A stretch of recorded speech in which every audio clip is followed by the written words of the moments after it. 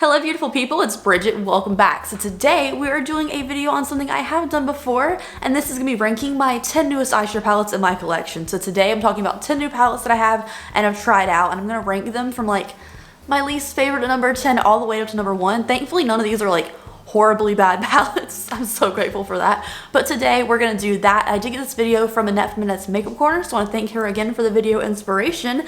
And now let's go ahead and get into it. Of course, these are my most personal opinions, and if we disagree on anything, you know, it's cool. It's just makeup not that serious, and I'd love to know down below something you are loving lately, because I need something that I like love to come into my life. All right, let's get started.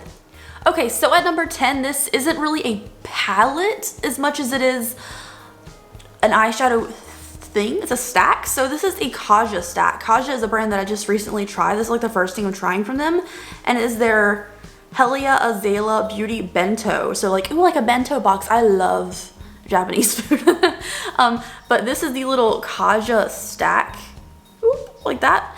And then it has 3 shades in it. So we have a sparkly light pink up top, followed by a matte kind of, ooh, they're kind of hard to open individually, like a bubblegummy, kind of hot bubblegummy kind of color. And then we have like a plum purpley shade on the bottom. So these are the 3 shadows we get. See, these are just, it's not convenient. It's easier to close it when it's all closed, like individually closed. But honestly, it's just, it's weird to store this little thing. I do think the pink sparkly shade up top is beautiful. It looks really pretty on the lid and it swatches out lovely. And I do think these 2 matte shades, the plum and the bubblegummy shade, do perform well. It's just weird, and these kind of my kind of colors, even though I do really like the light sparkly pink. So this is last in 10th place because it's just kind of awkward and not an everyday kind of color scheme for most people. 99% of people, I would say this isn't their everyday color scheme, but if it is for you, it might be nice. It's just, I'll forget I have this because it's so small. You know, I say I'll forget I have it, but I love small palettes, and most of these palettes are small palettes. So coming at the number 9 spot is something I got in a subscription box. I got in the Bijou Beauty box for December. One of 4 palettes that were in there. This is from Lurella. It is the Under the Mistletoe eyeshadow palette. I saw this in that subscription box and I was like, I need to try it. And this is the one that I actually did. I'm trying it. So this is the Under the Mistletoe palette. This is my favorite shade in here. It's just like this beautiful green, yellow, gold combination of green and gold, which I love, and I think it's super, super pretty.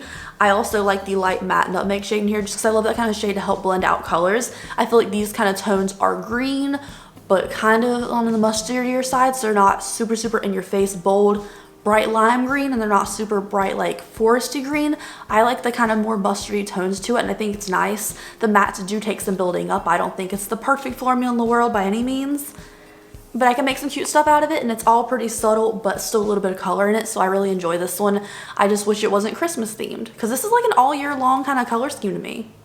It's cute, but like me printing out a mistletoe palette seems festive, I guess, and it's not like an all year thing. Speaking of not an all year theme thing, but the people bought this because it was Hello Kitty, it is the Hello Kitty and Friends eyeshadow palette, the Snow Much Fun. I don't like the title of the palette's on the back. I prefer it was on the front. But this is that little palette launched from Colourpop. I love Colourpop. There's a lot of Colourpop in this this top 10 list of new palettes.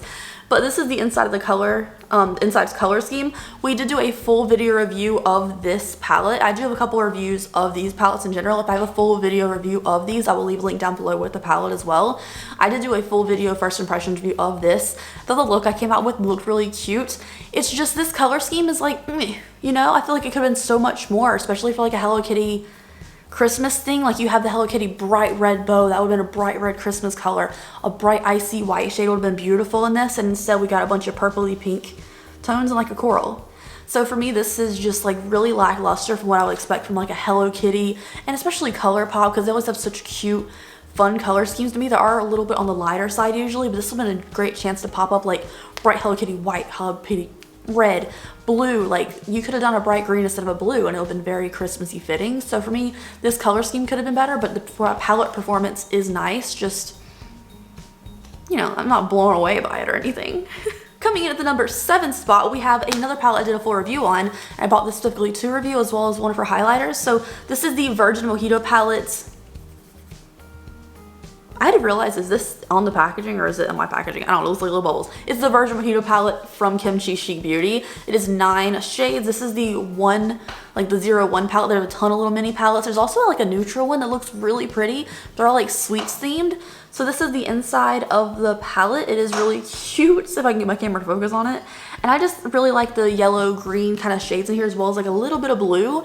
I loved the look we came up with in that video. I thought it was just so pretty. I love a little bit of yellowy greens. Like I said, that's why I really gravitated towards this palette. It's only $14. It's an indie brand, just supporting a beautiful drag queen as well. I love the drag scene. I think it's just absolutely super inspiring for self-creativity and self-expression, as well as artistry and entertainment. I love drag. So I love supporting drag queen brands. I want to try Trixie Cosmetic next because I'm a huge Trixie fan. But I thought overall for $14, this was a great palette for $14, and you can get them for buy one get one free sometimes too, so you can get 2 palettes for $14. The quality is really good for that price. So I thought that was nice, but it's again not something I'd reach for all the time, and something I'd probably forget over some other greens or yellows in my collection, so I ranked it pretty low on my list. Now at number 6 is a big rainbow palette, but I feel like we all have a rainbow palette or two in our collection by now, and this one does not stand out for me other than it being a little more on the pastel end. So this is the Fade into Hue palette from Colourpop. Again, did a video review of this as well. And I think it's really pretty, but I do not care for pressed glitters. I feel like the only deep shades in here is this last row. Other than that, it's more towards the pastel end, honestly. So here's the inside of the palette up close. It's cute, but it's forgettable. Like, it's beautiful. There's a ton of different shades. But honestly, if it wasn't for like some of these mattes having glitters in it and a couple little variations here or there, a lot of these colors are kind of redundant, just a slightly different formula on them. But yeah, for me, it just, I don't know. It performed nicely. It's great to have these colors in your collection. But like, I guess if I was going to buy a rainbow palette and I had no other rainbow palettes, I'd probably reach for Glam Light before I'd reach for this. Coming in number 5 is more Colourpop, okay? I love Colourpop. So this is their little Mandalorian, the little one palette. I think it's called the Child palette, which is just super, super cute. Someone gifted me this and I was super grateful for it, and I just think it's so, so cute. I had repressed 2 shades. This is a very fragile formula from Colourpop. But this is the inside of the palette. I feel like we've seen every girl review it. To me, I love the ivy kind of green colors in here, as well as this icy white, which honestly, this icy white is not very opaque from Colourpop. It is kind of a see-through shade, but it looks beautiful as a highlighter, honestly. It's beautiful. So I do enjoy this palette. I love the green tones that are not super, super green in your face. And I like the little bit of variation that is a little bit more on the grungy side other than like the mint shade in the middle here. So I really like it. I think this green shade here is beautiful, but again, it's a little more on the fragile side, and I don't really like the Star Wars theme personally. I guess it's cute, right? But I don't know anything about that life, so it's number 5 on my list, but it is a good palette. Probably sold out still though, because that stuff sells out so fast. Number 4 is our last Colourpop palette on this list, okay? And again, I did a review of it. I love reviewing Colourpop stuff because I like reviewing affordable stuff, you guys. But this is the Wine and Only freaking palette. This was so cute. This was so cute. I don't know. Did I need it? No. Do I love it? Yes. I love their little plastic containers, even though they're hard to open because they just like lace so perfectly together. But here's the inside of the palette. My qualms with this is you're gonna get relatively the same look every time. Like, you can change it up, you can do a little bit of variety in here, but it is just kind of a mauve-y, reddy pink kind of color scheme. I really love the dustiness of these, like the pinky shades in here. I think it's really pretty. I do like that there's no pressed glitters in here. I don't mind the darkest matte having glitter and stuff. A lot of people do. So for me, it's beautiful. These kind of tones look great on my eyes and they're great with my hair. But it's not an everyday palette, so it's number 4, but I don't know. I really enjoyed it when I used it. I need to know more looks with that one, but I've been doing like a lot of warm looks lately, so I've been trying to cool it down a little bit again. Like, I'm either on like a warm kick for like a week or like a month of nothing but cool tones. And I just had my like little week of warm tone kick. Speaking of warm tones, my number 3 palette. Warm Neutrals by Sigma. This was like I brand new when I did the last ranking my palettes video, and I hadn't tested it out yet, so I put it at the end. But now that I have tested it out, I can tell you I really love it. It's so pretty. So this is the Warm Neutrals palette. Maybe I was wearing it in that video. Was I wearing that video? I don't know. I don't remember testing it out at that point. But here is the inside. For me, this is like the 2020 version of Modern Renaissance from Anastasia Beverly Hills. I love the more orangey shades, a little bit of green in here. A lot of these shades do read as like the original Warm Neutrals palette, but I feel like I love their newer formula. Like it's a little more soft, it's a little more pigmented on the mattes, and I love the shimmer formula. It's very metallic, which I like. It's very foiled on the lid. So for me, this is like better than Modern Renaissance. It's better than the original Warm Neutrals palette, and I quite enjoy it. And I also use that double-ended blush. What video did I test it out in? I just did a video and I tried to do, it was the Glam Light video I just tried out. And I tried to use like just the brush that came in this palette, the double-ended brush. Very good double-ended brush for like, you know, if you just use the brush that comes with it, it's pretty good, honestly. So next up, the number 2 spot is actually the palette I have on my lids today, on my eyes, but it's a very subtle, simple look, so I didn't really like think this through too well. I could have done something a little more dramatic with it, but it's just a palette I haven't used too much and I want to get more use out of. So this is the Lawless Beauty from, it's like sold at Sephora. It is called the Little One. Okay, so what suckered, you can't see anything. Oh, there, it says the Little One up there. It's from Lawless. What suckered me in? Okay, first of all, it's just a neutral palette, you guys. It's just a cute little neutral palette. It looks way prettier in person than it did on the online pictures and stuff. What suckered me into this palette is literally the name Little One, because it's a Highly Suspect song, and I love Highly Suspect. So, you know, hey Little One, and it was called the Little One, and I thought it was cute, so I was like, hey, I need that, and it's just so adorable. I love it. I don't know. I really like it, but it is super, super subtle, very boring, kind of like a Tarte palette. The packaging on this is very luxurious. It's kind of thick, has like a nice magnetic closure to it. Like it's very well, try to make it hit the light again. It's very well made packaging and it's very pretty. The mattes are very soft, easy to work with, blend out on their own like magically, but like, it's not very exciting, but I love Highly Suspect.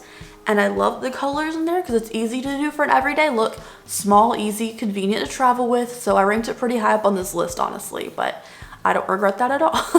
So let's move on to the number 1 spot. Anyone want to guess what it is? Go ahead and guess down below. Because you already know what it is. I did a full 2 videos on this. I did an unboxing when I got this in there. And then I did a review of this palette on its own. And the number 1 spot goes to the Chocolate Donut palette from Glam Light. This was hard to put up so high, but every time I use this, I really, really love my looks I come up with. I posted these 2 Instagram selfies with this look, like, that I created in that video, and I was loving those selfies. I thought it looked so good. Also, like, sidetrack, I've been doing, like, these little bottom lashes and, like, a wing that I've been seeing all over the hot girls on TikTok doing. And I really like it. I feel like maybe I should go more dramatic with it. The little bottom lashes drawn on with eyeliner. If you guys know a technique, because my eyelid is so, I don't know, I have an eyeball under here, so it doesn't want to, like, my eyeliner doesn't want to lay flat. I really gotta force it to make a straight line under there. But if you know how to have a technique to make those little lashes a lot simpler, let me know down below. But the number 1 spot goes to the Chocolate Donut palette from Glam Light because it's neutral. But I really love how these looks come out in the tones, like the shimmers, because there's a ton of shimmers in here. There's only 4 mattes in here. These shimmers and stuff, they have so many different tones and colors in them. This is the one I've been using the most, which is called Chocolate Sprinkles. But there's gold, there's pink, there's red, there's a little bit of white in there too. It's just so many different variations of colors in these shimmers that make it look so transformed on the lid. Their metallic formula, their shimmer formula, metallic formula, whatever you call it, is just so whoosh in your face and bold and beautiful without being glittery, and I love it. And the mattes are really easy to work with too, but they're kind of on the boring side. But honestly, I love this palette. I just wish it wasn't so freaking bulky. And also the plastic smell is very strong when you first open it up. So I left this like sitting out for like 2 days and it kind of wore away a lot of that plasticky smell, which I'm really grateful for. And I don't know, it's cute. It's cute. Anyways, you guys, that is it for today's video. Thank you so much for joining me today. I hope you enjoyed it. If you did, please give me a thumbs up and subscribe to my channel if you haven't down below. Also, if you could share one of my videos that you like somewhere, that'd be great. My like views and subscribers and stuff is really down lately and I've been really bummed out about it. Like mentally, it's been draining me. I'm like, what else can I do? Like, I feel like it's the bad luck of changing my background or something, or maybe I don't know. I don't know. But if you guys like my content, you want to share it, I'd appreciate it. Thank you so much again for watching today's video. Please have a great and safe day out there wherever you are. Let's say goodbye to 2020 on a high note, and I'll see you guys later. Bye.